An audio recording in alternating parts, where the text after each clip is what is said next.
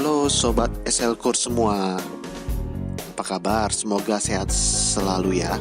Kali ini kita akan membahas tentang klasifikasi area. Klasifikasi area ini penting sehingga kita tahu apakah alat tersebut sesuai dengan tempatnya atau tidak. Jangan lupa mengunjungi website slcourse.com dan like and subscribe channel Electronic Wizard ini ya.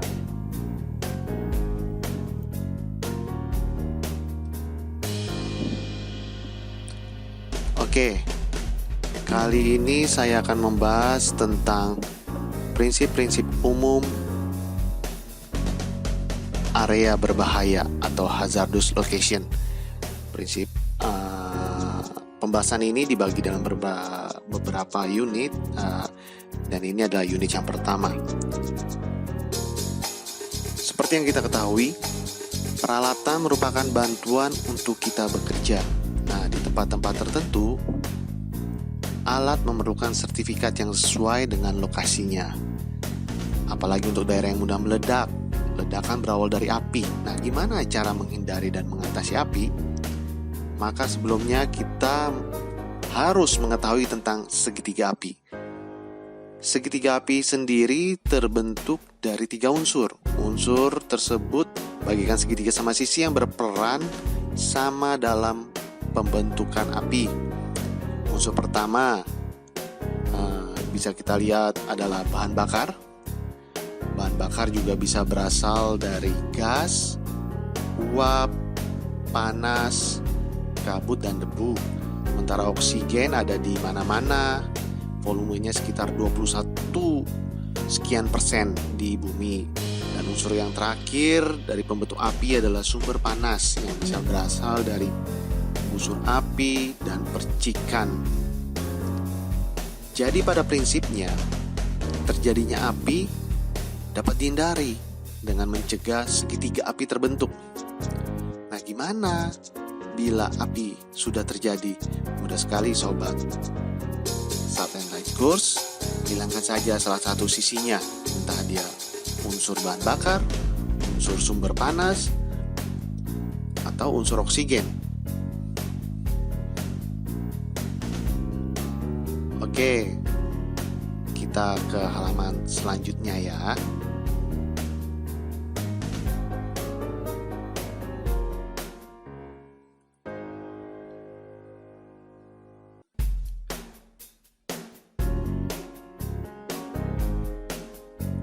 Oke, pada kesempatan ini ada beberapa pertanyaan. Pertanyaan ini sebagai suplemen dari teori sebelum yang saya sampaikan. Cukup dengan jawab benar atau salah pertanyaan-pertanyaan berikut. Pelepasan bahan yang mudah terbakar di bawah tekanan mengurangi titik nyalakah? Benar atau salah?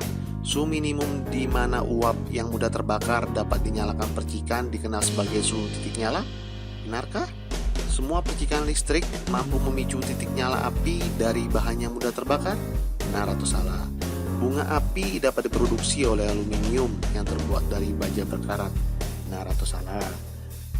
Setiap konsentrasi gas yang mudah terbakar di udara dapat dinyalakan. Kaca sebagai pelapis bola lampu akan mencegah pengapian campuran gas atau udara. Campuran yang mudah terbakar memiliki persentase peningkatan oksigen di udara akan membutuhkan lebih sedikit energi percikan untuk menyebabkan penyalaan. Semua uap yang mudah terbakar akan naik di atmosfer. Ya, cukup jawab benar atau salah. Oke, saatnya menjawab. Ya, nomor 1 jawabannya adalah benar. Nomor 2, suhu minimum di mana uap mudah terbakar. Ya, jawabannya adalah salah. Semua percikan listrik mampu memicu titik nyala api. Apakah benar? Ya, jawabannya salah. Bunga api dapat diproduksi oleh aluminium yang terbuat dari baja berkarat. Ya, jawabannya benar. Setiap konsentrasi gas yang mudah terbakar di udara apakah dapat dinyalakan? Ya, lagi-lagi kalian benar. Jawabannya salah. Kaca sebagai pelapis bola lampu mencegah pengapian. Salah, kaca enggak mencegah pengapian ya. Campuran yang mudah terbakar memiliki persentase. peningkatan oksigen? Ya, benar. Semua uap yang mudah terbakar apakah akan naik di atmosfer? Jawabannya salah. Tidak semua uap yang terbakar akan naik di atmosfer.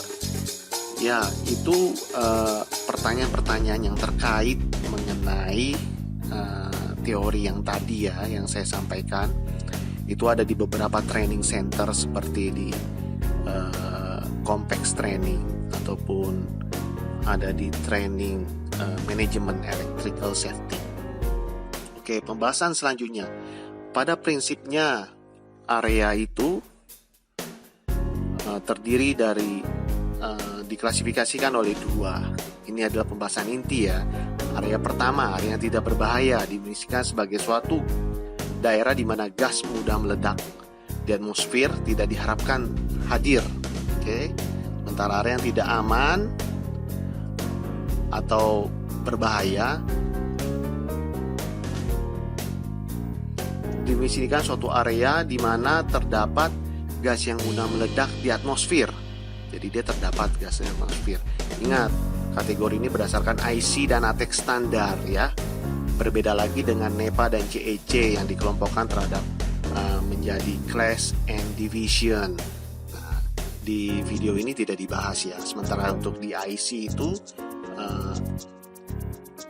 area berbahaya itu dibagi berdasarkan apa? Probabilitas atau kemungkinan, frekuensi dan durasi. Oke, kita lihat zona-zona yang terbagi tadi. Zona 0, di zona ini gas yang mudah meledak terus-menerus hadir. Jadi dia selalu hadir dalam waktu lama, durasinya lebih dari 1000 jam per tahun. Itu artinya zona ini zona yang amat berbahaya. Zona 1, zona ini gas mudah meledak di atmosfer. Kemungkinan terjadi sekali di saat normal. Jadi di operasi normal ketika sedang bekerja itu pun juga akan terjadi kemungkinan ada gas. Maka itu adalah zona 1. Durasinya 10-1000. Sementara zona 2 yang lebih aman, gas yang mudah meledak di atmosfer tidak mungkin terjadi dalam operasi normal. Jadi dalam normal dia tidak mungkin terjadi, bahkan sangat jarang. Durasinya kurang dari 10 jam per tahun. Oke, seperti sebelumnya kita lanjut ke bagian pertanyaan. Sama seperti sebelumnya, hanya tinggal memilih benar atau salah. Lagi-lagi pertanyaan ini ada di training mana-mana. Semoga berguna. Yang pertama, suatu daerah yang diklasifikasikan zona 0 tidak lebih berbahaya daripada daerah yang diklasifikasikan zona 1. Oke, aku rasa semua tahu ya jawabannya. Area yang diklasifikasikan zona 2 menunjukkan atmosfer yang mudah terbakar akan terjadi selama kondisi normal. Benar atau salah? Radiasi optik dapat menjadi sumber pengapian. Apakah benar?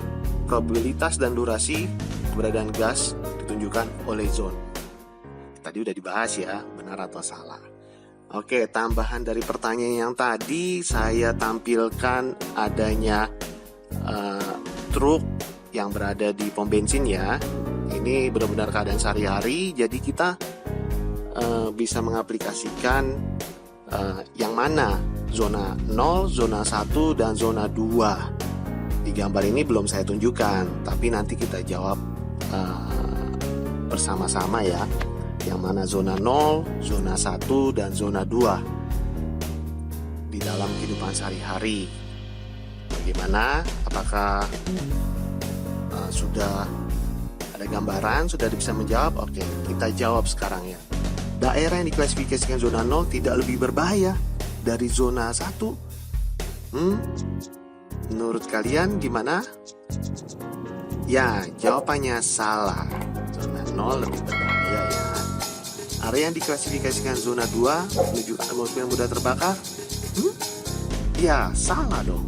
Radiasi optik dapat menjadi sumber pengapian. Betul. Ini sudah dipelajari lama sekali. Probabilitas durasi ditunjukkan oleh zona. Ya, tadi saya sudah sampaikan apa saja, berdasarkan apa zona dibagi, ya kan? Oke, di dalam tangki itu kita bilang zona 0 ya. Jadi dia tertutup dalam sebuah tangki itu dari zona 0. Tapi kita lihat ada sumber-sumber salurannya yang masih terkait dengan tangki itu. Jadi itu namanya zona 1. Sementara dalam tangki sudah dilapisi, berarti itu daerah yang sekitarnya namanya zona 2 ya, sobat-sobat semua. Oke, itu tadi satu contoh. Oke, akan saya kasih lagi contoh kedua untuk lebih memperkaya lagi ya akan pengetahuan daripada klasifikasi area ini, karena klasifikasi area ini sangat penting ya, dan di training mana-mana itu selalu keluar. Oke, ada 2 mobil. Lihat, ada mobil dengan 200 cm dan 3,6 meter ya. 0,2 meter dan 3,6 meter. Bedanya ada yang dekat, ada yang jauh. Memakai selang. Setelah itu di dalamnya tentu ada tangki bahan bakar ya. Terus habis itu di atasnya pasti ada valve-nya ya, ada valve atau enggak covernya segala macam. Daripada tangki itu, sekarang kita harus mencari tahu yang mana zona 0, zona 1, zona 2 sesuai dengan warnanya. Oke, sekarang yang merah ada di dalam tangki, dia berhubungan langsung dengan cairannya. Ya, itu namanya zona 0. Oke, sekarang ada penghantarnya alias pelapisnya. Seperti tadi selang, kalau ini macam-macam ya areanya. Di sini juga ada selang juga, walaupun pendek walaupun panjang, selama itu ada cairan maka disebut juga zona 1 ya. Nah, terus abis itu zona 2. Zona 2 itu ya setelahnya lagi, setelah selang. Jadi zona yang lebih aman dibandingkan zona 1, zona 0. Mudah sekali bukan? Setelah mengetahui dan mempelajari klasifikasi area ini. Oke, sekarang saya kasih contoh yang terakhir. Contoh ini adalah contoh yang berada di tempat kerja sobat-sobat sekalian. Jadi ada bahan bakar diantar oleh truk dan juga ada juga kilang. Kita lihat ada zona 0, zona 1 dan zona 2 sesuai dengan yang saya tuliskan di situ.